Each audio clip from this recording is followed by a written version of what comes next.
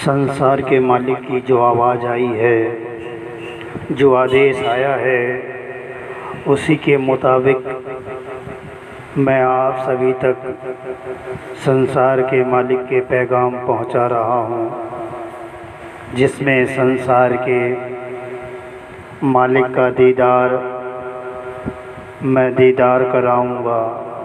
एक बार नहीं दोस्तों, 100 बार कराऊंगा।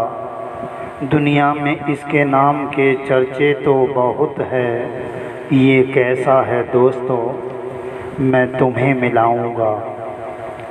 दुनिया के झमेलों से फिर मतलब नहीं रखना, दुनिया के झमेलों से फिर मतलब नहीं रखना। बस ये मेरा है, मैं इसका हूँ, इजहार कराऊंगा। जो भटके हैं सच्चाई से, वो अपने कर्म से, मैं सच्चे रास्ते से तुम्हें पार कराऊंगा। अब ये भाई अपना भाव रखेंगे, जो इनका भाव बना है उसे आप सुने। आपका दोस्त याकूब भाई आप तक एक सच्चाई का पैगाम पहुंचाना चाहता हूं। जो लोग सच्चाई से दूर हैं और भटके हुए हैं, वो लोग मेरी इस कविता को ज़रूर सुने, और इस कविता में अगर सच्चाई दिखाई दे तो आपसे गुजारिश है कि आप भी सच्चे रास्ते पर आने की कोशिश करें। आइए चलें परमधाम स्टेशन की ओर के माध्यम से। संसार के मालिक का दीदार करूँगा। मैं आपके सामने अपनी ये गज़ल पेश कर रहा हूँ। आप बहुत ध्यान से इस गज़ल को सुने, और इसमें अगर सच्चाई दिखाई दे तो आप भी सच्चे रास्ते पर चलने की कोशिश करें। अपनी खुशी से और बहुत खुश होकर इस गज़ल को आप तक पहुंचा रहा हूं। मुझे उम्मीद है कि आप भी इस गज़ल को सुनकर बहुत खुश होंगे। सुनिए। संसार के मालिक का मैं दीदार करूँगा, संसार के मालिक का मैं दीदार करूँगा, संसार के मालिक का मैं दीदार करूँगा, संसार के मालिक का मैं दीदार करूँगा। एक बार नहीं दोस्त तो 100 बार करूँगा, एक बार नहीं दोस्त तो 100 बार करूँगा। संसार के मालिक का मैं दीदार करूँगा।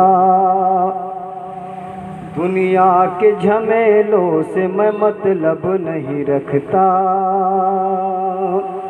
दुनिया के झमेलों से मैं मतलब नहीं रखता, दुनिया के झमेलों से मैं मतलब नहीं रखता।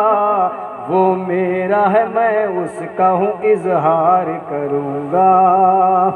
वो मेरा है, मैं उसका हूँ, इजहार करूँगा। संसार के मालिक का मैं दीदार करूँगा। जो भटके हैं सच्चाई से वो अपने कर्म से, जो भटके हैं सच्चाई से वो अपने कर्म से, जो भटके हैं सच्चाई से वो अपने कर्म से।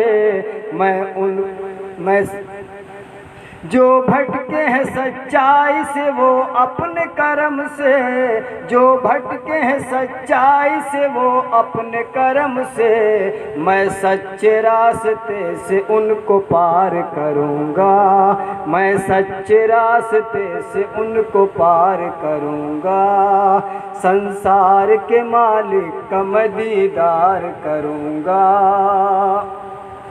और दुनिया में उसके नाम के चर्चे तो बहुत हैं, दुनिया में उसके नाम के चर्चे तो बहुत हैं, दुनिया में उसके नाम के चर्चे तो बहुत हैं, वो कैसा है ये देख लो प्रचार करूँगा, वो कैसा है ये देख लो प्रचार करूँगा, संसार के मालिक का मैं दीदार करूँगा।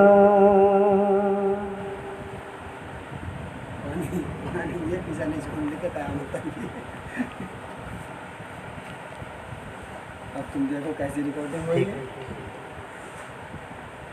और ये थे याकूब भाई। ध्यान रहे आप कलाकार हैं, कला नहीं। आज संसार में इतना अंधकार व्याप्त है जिसकी वजह से ना जाने हमने असल रूप को त्याग करके